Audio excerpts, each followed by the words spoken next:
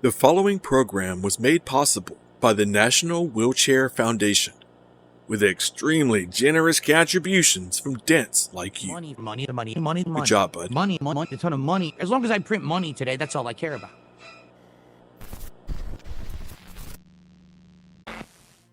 Hey guys, it's Derek here, and I wanted to apologize to Reese Robbins. Hello and welcome to the internet. I am your host, Detractor Media. So a couple of things on the docket for today. Number one, big ups to Lord Diaz. He shouted me out in his live stream earlier and helped us to hit 100 followers on Twitter. So big ups, Lord Diaz. He's a very charismatic style detractor. I'll put his channel on the screen here. Go check that guy out. Really cool guy.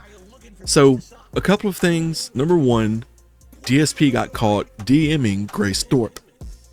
Now, if you don't know who Grace Thorp is, she is known for her allegedly incestuous relationship with her father. That's right, she bangs her dad. She also had a weird thing with Review Tech. They wanted to collab, and then he tried to sue her, and he bought a gun and went crazy. Really weird situation, but she's mostly known for banging her father. So, according to Alt, let's get this up here, if I can find it. Of course I can't find it, why would I? According to Alt, DSP has reached out to roughly 50 people in the last couple of weeks to, there it is, to collab. So that being said, posted DSP, I reached out to over 50 people, but I couldn't make a collab happen with any of them. Viewer, who's your dream collab?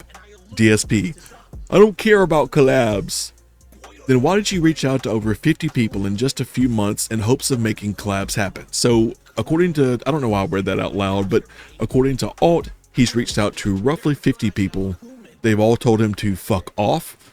And so I guess out of desperation, he reached out to Grace. Anyways, here's the video of her bringing up DSP. And this is on her stream. Dude, that guy is like, he's bigger than we thought, Grace. Or I thought, yeah. DSP? He's big. Yeah, no, he's pretty big. I've had like long conversations with him in DMs. He got like a $2,000 donut. Yeah. He's big. He's like known as a lolcow, but I've had long conversations with him. Keep that in mind. She didn't just say she had conversations. That was a crazy voice crack. She didn't just say I've spoken to him. I've had long conversations with DSP. It's not even about what they talked about, because I know in DSP nothing happened. He's too much of a prude. It's the optics that you're having long conversations with a woman who is well known for fucking her father and bragging about it. It's just, the optics are just gross. I was gonna do an interview with him about how like what being a lolcow is and like how we feel like we identify and don't identify with it.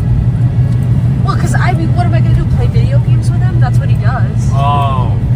Because he hit me up and he was, no, somebody. I thought you were just talk shit about RT. Yeah, but he doesn't really know RTU that well, I guess. Neither do we. Yeah, that's true. Big fat baby, that's all I know. Big fat baby. Private. Wet his diapers.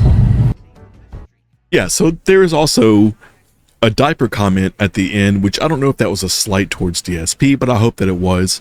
Notice that she said, he hit me up. Because he hit me up and he was, no, somebody. I thought you were just talk. He hit me up. Also, I'd like to point out that I just randomly put the cursor right there, and that was a perfect spot for exactly what I was looking for. So big ups to me, because I'm a fucking genius.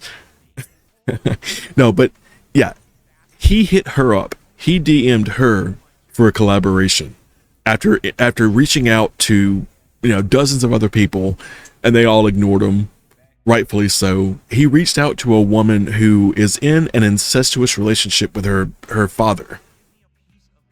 It's just, it's so weird. He's that desperate for clout that he's reaching out to a woman who bangs her dad. Okay, Phil, whatever, bud. But yeah, so naturally DSP got wind of this and responded in the most DSP way humanly possible. Big ups to Poems Past for this video. But yeah, here's DSP responding with the most dented logic in the world. Man did a $2 super chat. He says, explain the Grace Thorp situation. There is no Grace Thorp situation. If you want to know any kind of, relation that I have to Grace Thorp, there's none. All right. So hold on a second. Let me get your super chat up here. I'll tell you very matter-of-factly, the only interaction I ever had with this person, okay? Way back early this year, it was either December or January, I don't even remember when, someone on my stream came into the chat and said, what do would you ever do a collab with Grace Thorp? And I said, I don't know who that is. I have no idea what you're talking about. And I think they had very briefly tried to explain to me who this person was. And that was it. And I was like, well, I don't know anything about it, right? And that was it. That was the end of it. I don't remember, right? I don't remember what I actually said because, again, I don't know who this person is. Well, this person DM'd me on X and said, hey, so I heard that someone brought me up, or you brought me up on your stream, and, I was wondering if you want to do, like, an interview or a collab or something. And we had a very back and forth conversation that lasted very short amount of time. I was, like, talking to her about what kind of content does she make, because I had no idea. And I was telling her about the kind of content I make, and I was like, I don't know if there's any real crossover there whatsoever. I just don't think so. And basically, we talked maybe twice in a very brief back and forth in the DMs, and that was the end of it. Like, basically, we just stopped talking to each other in January. I guess we kind of realized there's not going to be any collab because there's really no crossover. You know what I mean? It'd be one thing if maybe she was into games, or maybe I was into the kind of stuff that she was doing, the kind of content she was doing. There was nothing, okay? I guess she goes to, like, debate stuff, like debate events, and does IRL streaming constantly and stuff like that. I don't know anything about it. I guess at one point she had been involved with Keemstar, but I didn't know about that either. Okay. So, yeah. So I didn't know anything about it at all. And that's it. That's literally the end of it. There was nothing, no relation, no real interaction. We're not doing anything together. I have no idea why you're even bringing this up, because it's really no one's business. Just for the record, I talked to a ton of people behind the scenes about stuff. About, hey, what's going on with this? What's the true story about this? Hey, a possibility of a collab here or that. All the time. I've talked to probably, in the last 2 years, probably like 50 different people on that very same criteria, that very same basis. Just a hello, how you doing? What kind of content do you make? You think there's a collab opportunity? That's it. So, why are you bringing this up? Here's the question. Why are you bringing this up? Why would anyone even care about that, and why do you even know about it? Because I'd like to know. You're bringing it up because it's public info. How is it public info that we talked very briefly behind the scenes about a possible collab? That shouldn't have been anyone's... First of all, it shouldn't have been anyone's business. A private conversation between two people behind the scenes is no one's business, because people try to make drama out of it. That's why you don't tell everyone, oh yeah, I talked to this person today about... No, you don't do that.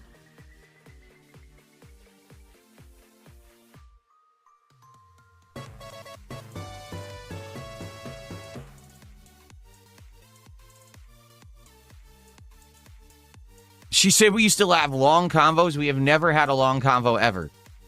That has never happened. That's a lie.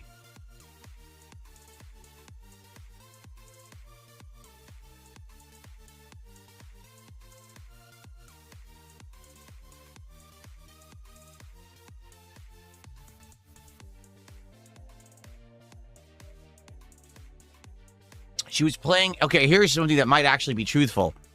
She was doing a GTA stream, so she was playing Grand Theft Auto, and she brought up your DMs and chats. That's why people are asking. There was no DMs or chats. It was, she DM'd me saying, hi, I heard you brought me up on a stream. And I was like, no, someone brought you up on my stream, but I don't even know who you are, what kind of content you make. We talked back and forth about it a few times. In fact, at that time, I had just gotten these. Like, I got these in December, but I hadn't really used them yet. And I was wondering, how viable is it to, like, stream on a cell phone because of battery issues? Like, and so I said to her, like, you do IRL streaming. Like, what kind of equipment do you use? And she explained, I bought a battery pack that I put on my phone, and it lets the phone last a lot longer. So that way you can actually do IRL streams longer than just like an hour or two, because the battery tends to die. Very basic stuff about content creation. That's it. That's what we talked about. And I think at one point she brought up something about she'd been on a Keemstar show, like Lolcow Live or something, and that was it. And we just stopped talking because there was no interest. You know what I'm saying? Like there was nothing there to do. To have her as a guest on the show, I would have not a clue what to talk about because it seems like we're just different kinds of content completely. So there's no crossover there.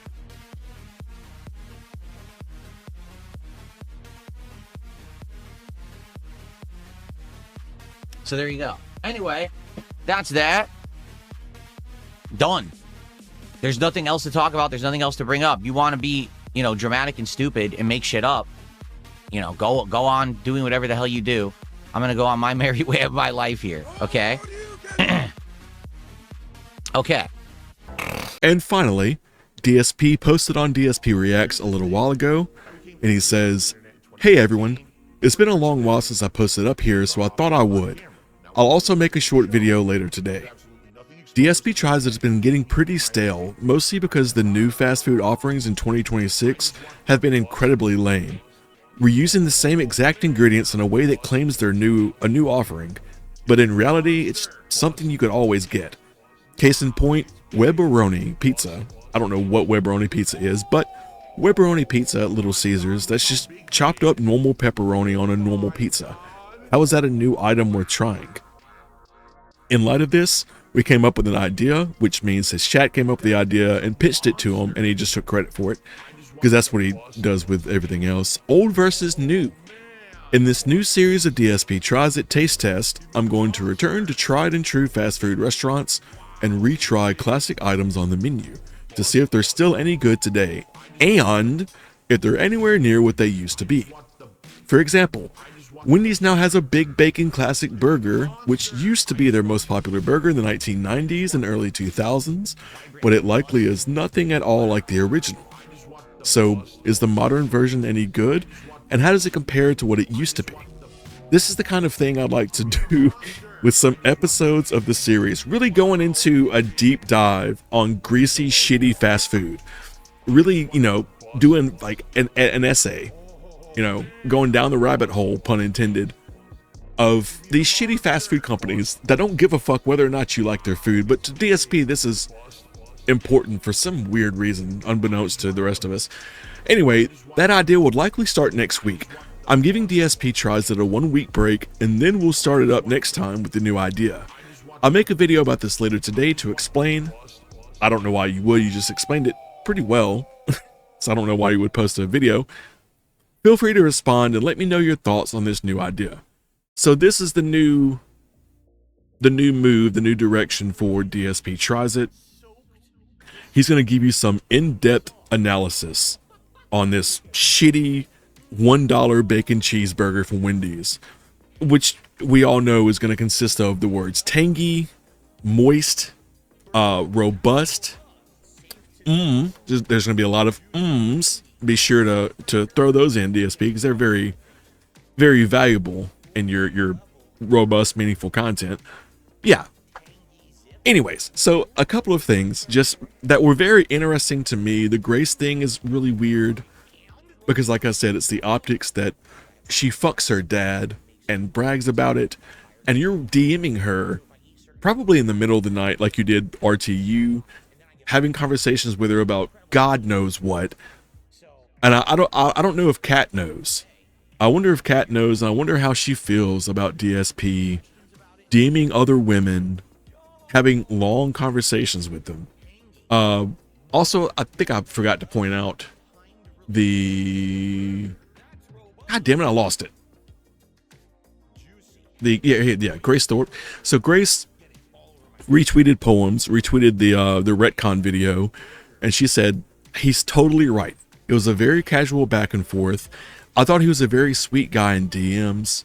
The only thing I would add is that I would still love to interview him or do some IRL content together sometime.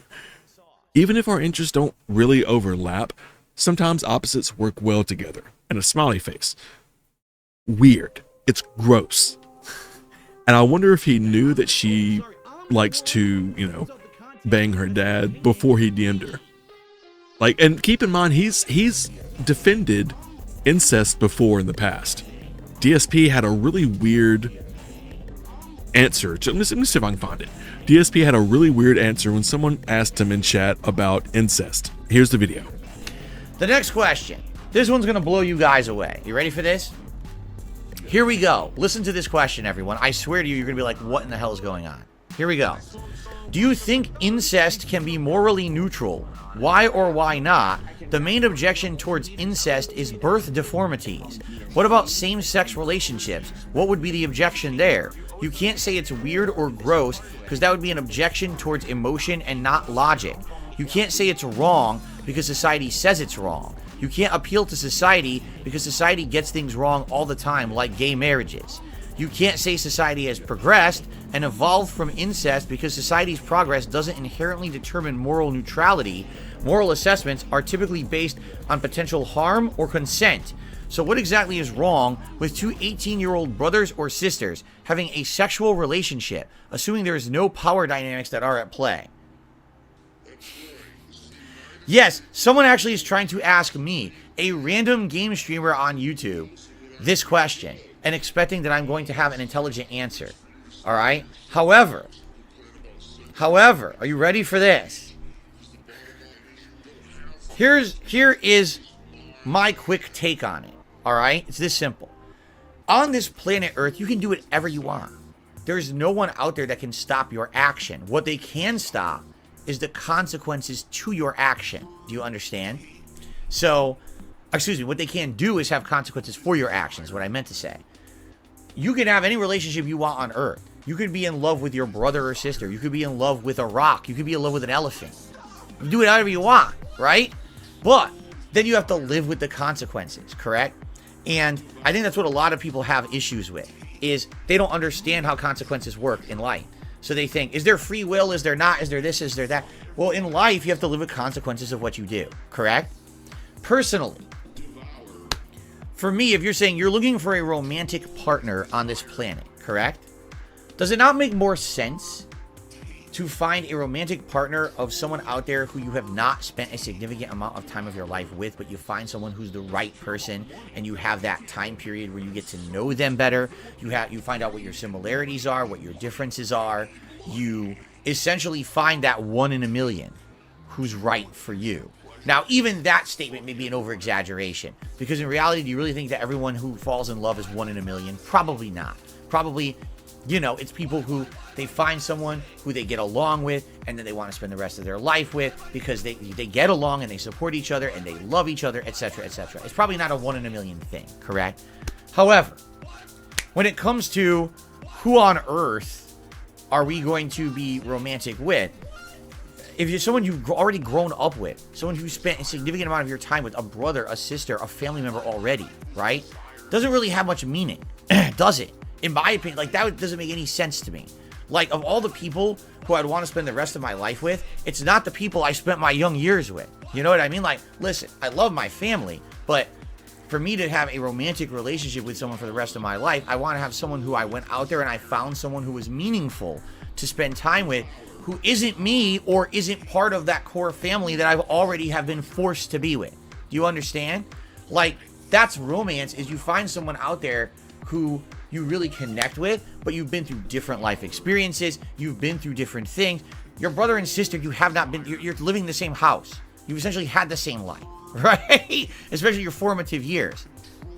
That doesn't make any sense to me at all, that people would want to be with someone who's a family member or anything like that. If anything, listen, do you like to get together with your family around the holidays or for special events or whatever, keep them close? Sure, you care about them, you love them, a platonic love of your family. But I wouldn't ever romantically fall in love with someone I was growing up with as a family member. It doesn't even, that whole idea of romantic love doesn't make sense to me. It's not the same. You see what I mean? I don't think it is the same. Perhaps people are misunderstanding what it is, what romance even is, romantic love. That could be what it is. If that's the only kind of love and affection you've ever felt in your life was from your direct family members, then maybe that's why you have messed up thoughts in your head about romance. You know what I mean? And maybe some people, sadly, that's been their whole life. And they don't have a better situation. They don't understand what it means to actually romantically be in love with someone. For me, I want, me and my wife, we come from totally different backgrounds. We do. And that's an amazing thing that we bring our own life experiences into the relationship we have together to make a unique union. It's those different experiences that allow us to become almost a whole that works together. If we were people who grew up in the same situation, the same house, the same everything, you're two of the same person. How is that anything that's meaningful? You know what I'm saying? So, very simply put, it's, it has nothing to do with societal norms. It has to do with the whole notion of what romance really should be or what it is. That's my take on it. But the thing is, you can do whatever you want. In life, you could have romance with anything. You could have romance with this Xbox 3 controller right now, if you really wanted to. I don't think anyone's going to stop you. But does it really have meaning? That's the real question. Okay. All right. I bet that they thought it was going to be really stupid. My answer. I tried to at least give you a decent answer for that. Okay? All right. But a few more things before we get out of here. So we covered Grace. Lord Diaz, big ups Lord Diaz, says, I'm going to talk to women other than my wife and you're going to like it. Look at that sniveling little face, little shit-eating face. That fucking prick. Let's see. Phil Callens, big ups, says, Cat found out about Grace, DSP with a bloody nose, which might be in his immediate future. Like I said, I don't know if Cat, there's no way that we're going to know for sure whether or not Cat found out about all of this, but I would like to think that she found out and punched him in his nose. I would like to think that this picture would come true because he deserves it. What's next? Totally positive content, big up, says, hey DSP, I heard, this is a super chat from some Australian person, I'm guessing. And it says, hey DSP, I heard you had a furry suit and rumors are you're a confirmed furry. Is this true? Try not to crash out about it. Just a question. Just a question. He's been getting a lot of really weird super chats lately from random places, weird names, probably sock accounts, but a lot of them are trolls.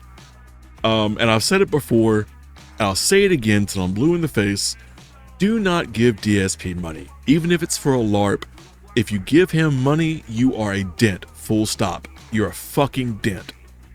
If you give him a super chat and it says something derogatory, something that hurts his little pussy feelings, he's not going to read it.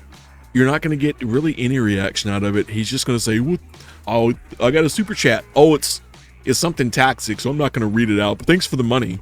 And he's going to move on. So you got nothing out of it. Don't give him fucking money, please. For the love of God. We saw the other day, was it yesterday? He made like $62 in, it was the night stream, I believe. It's like 2.5, 3 hours. He made like $62 and bro was furious. Furious. Seething. That's what you get when you don't give him money. You get crash outs. You get DSP being so mad at everyone around him. Earlier, he played Dark Souls and wasn't getting any money. And you could tell he wouldn't talk for like 10 minutes. He would just sit there and quietly play the game in dead silence. You could tell bro was so motherfucking mad because the dents weren't giving him money. That's what you get when you don't give him money.